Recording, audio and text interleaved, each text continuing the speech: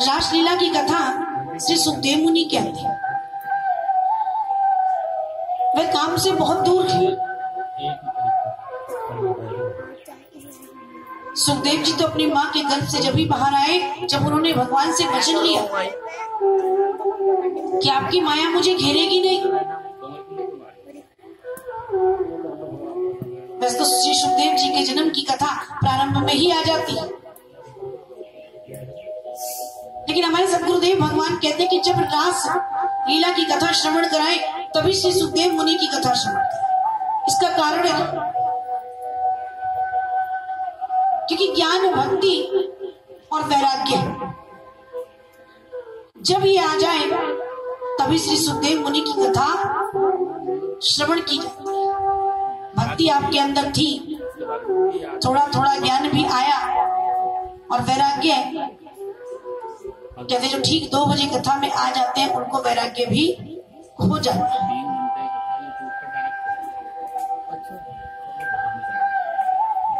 देखो आप लोगों को भगवान ने, मेरे ठाकुर ने, मेरे आराध्य ने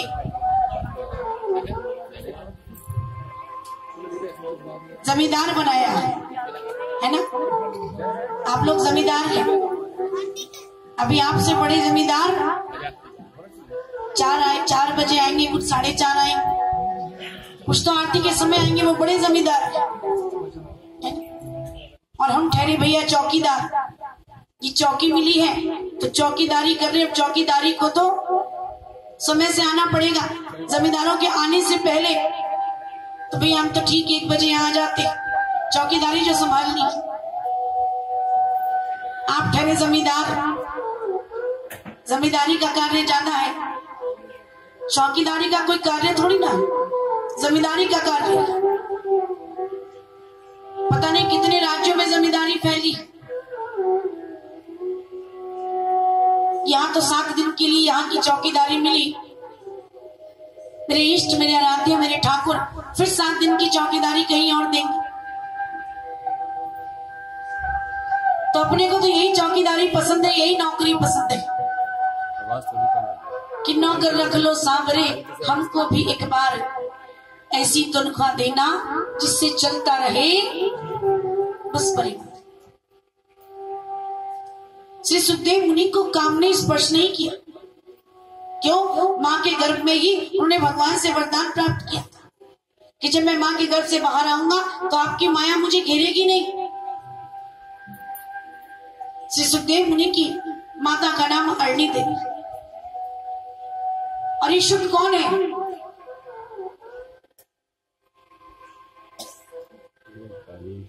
श्री जी के प्यारे, उनके दुलारे, ये शुक है। शुक कहते हैं तोते। जब भगवान श्री कृष्ण के प्राकट्य का समय आया कि भगवान अवतार लेंगे तो श्री जी कैसे रह जाते? श्री जी भी अवतार लेना चाहते। तो शुक बोले, माँ अगर आप चली जाएंगी तो मैं कहाँ रहूंगा? अगर आप चली जाएंगी तो मैं कहाँ रहूंगा? तो शुक बोले, मैं भी जाऊंगा।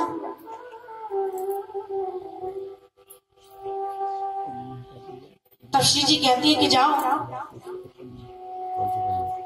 भगवान शंकर के मुखारबिंद से जब तुम उस अमर कथा को श्रवण कर लो तो तब जाकर के तुम भी भगवान के साथ उस पृथ्वी पर प्रकट हो। श्री सुखदेव मुनि जो श्री जी के शुक हैं, श्री जी के दुलारे हैं, आज भगवान शंकर माता पार्वती को अमर कथा श्रवण करा। आप सब जानते हैं कि शुकताल हमारे लोगों के तो बहुत पास में है ना। बड़े सौभाग्यशाली हम कि विदुर कुटी हमारे पास, शुकताल हमारे पास। और हम बहुत सी जगह कथा करने जाते हैं, लोग कहते हैं कि आपको वृंदावन से बता दे। मैंने कहा क्यों भैया, क्यों बता दे? वृंदावन से क्यों बता दे? वृंदावन वाले कन्हैया, वृंदावन वाले बांके बिहारी तो खुद विदुर से मिलने विदुर कुटी आए आए थे तो हम क्यों बता दें वृंदावन से, हम कहे कि हम विदुर कुटी की पावन भूमि से। इतने बड़े संत विदुर जी हुए, हम उनके सानिध्य में, उनकी शरणागति पर जिस चरण रज को रख करके वो उस भूमि पर चले, हम उस भूमि पर उत्पन्न हुए हैं, उस भूमि पर हमने जन्म लिया। हम क्यों कहते हैं कि हम वृंदावन से? हम तो बड़े गर्व से कहते हैं हम विदुर जी की भूमि से हैं, हम विदुर कुटी से आए हैं। जहाँ भगवान शंकर ने माता पार्वती को अमर कथा श्रवण कराई, हम उस पावन भूमि से आए। अपनी पहचान छुपानी नहीं चाहिए। लोग कहते हैं वृंदावन से बताइए, आप क्यों बताएं वृंदावन से? तो जहां के हैं वहां बताएंगे। स्वयं आए कन्हैया विदुर जी की कुटिया में।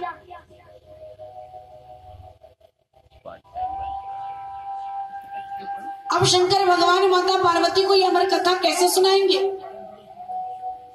सुनाने का भी तो कोई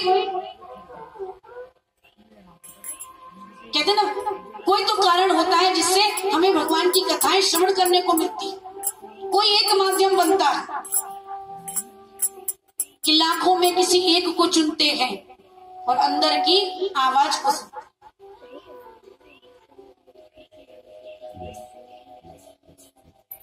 एक बार नारद जी के मन में अमर कथा श्रवण करने की इच्छा हुई। बोले भगवान शंकर ऐसे तो अमर कथा कहेंगे नहीं, थोड़ा चल करके माता पार्वती को चढ़ा दे। अब गए, एक दिन गए, 2 दिन गए, शंकर जी नहीं मिले। मैया ने कहा क्या हुआ नारद मुनि, आए और चल दिए? बोले मैया मुझे कार्य भगवान से ही था। तो माता पार्वती बोली तो आप मुझे बता दीजिए, मैं बता दूंगा कि मैया वो बात ऐसी है कि मुझे सिर्फ प्रभु से कहनी है। माता पार्वती ने कहा मेरे में और भगवान शंकर में कोई बात छिपी नहीं है। बोले मेरे में शंकर भगवान में कोई बात नहीं छिपी। कि नहीं मैया आपको बहुत बड़ी गलतफहमी है। बोली क्यों? ऐसा कोई पति नहीं जो अपनी पत्नी से एक ना एक भेद ना छिपाए। अब तुम यही लाइन ध्यान से सुनना और शाम को जाकर के घर पर शिव तांडव स्तोत्र पढ़ना कि कौन सा भेद छिपाया आज दीदी ने कथा में बताया। गौरा मैया बोली नहीं नहीं ऐसा नहीं हो सकता। कि नहीं मैया अगर नहीं मानते हो तो पूछ करके देख लेना। बोले क्या पूछो? कि प्रभु से पूछना कि प्रभु के गले में ये मुंडों की माला किसकी है। इतना कहकर के नारायण नारायण, क्योंकि देवर्षि नारद संसार का भला चाहने वाले संत, वो कलह तो जगाते हैं लेकिन उनकी जगाई कलह में संसार का उद्धार छिपा। कलह करो तो कभी भी ऐसी करो जिससे किसी का उद्धार हो, किसी की हानि ना हो। अब शंकर भगवान आए। आज तो गौरा मैया कोई जलपान नहीं, कोई पंखा वंखा नहीं। भगवान शंकर बोले गौरा जलपान नहीं दोगी? तो माताओं में अक्सर आदत होती है जब आपस में तो किसका सहारा लेती है? वही गौरा मैया ने किया। गणेश अपने पिताजी को पानी दे दो।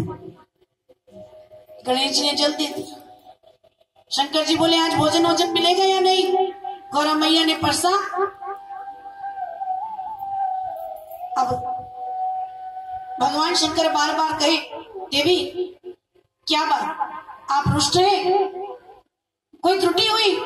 गौरा मैया बोले नहीं। अब भगवान शंकर बोले देवी एक बार अपना मुख इधर करो, मैं जान जाऊंगा कि कारण क्या है।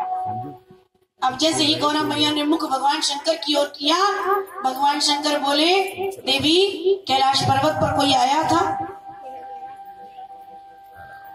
गौरा मैया फिर समझ गई भगवान शंकर कि होना हो देवर्षि नारद का प्राकट्य आज कैलाश पर हुआ और अवश्य कलह उन्हीं की हुई है। अब भगवान शंकर कहते हैं देवी देवर्षि नारद ने क्या कहा? तब गौरा मैया कहती कि प्रभु आपने मुझसे कोई भेद रखा, आपने मुझसे कोई बात छिपाई। बोले नहीं देवी जो है आज तक मैंने तुम्हें सब कुछ बताया। तो प्रभु आपने आज तक मुझे ये नहीं बताया कि आपके गले में ये मुंडों की जो माला है ये किसकी है। अब भगवान शंकर कहते हैं कि गौरा, आज मैं तुम्हें कथा श्रवण कराता। इस कथा को कहते हैं अमर कथा। इस कथा को जो श्रवण कर लेता है वो अमर हो जाता है। लेकिन गौरा, जब मैं इस कथा को कहूं तो तुम समाधि मत ले लेना, ध्यान में मत चली जाओ, हुंकारा भरते रहना। जब तो हम आपसे बार बार कहते हैं, बीच बीच में कहते हैं, जरा प्रेम से कह दो, मिलकर कह दो।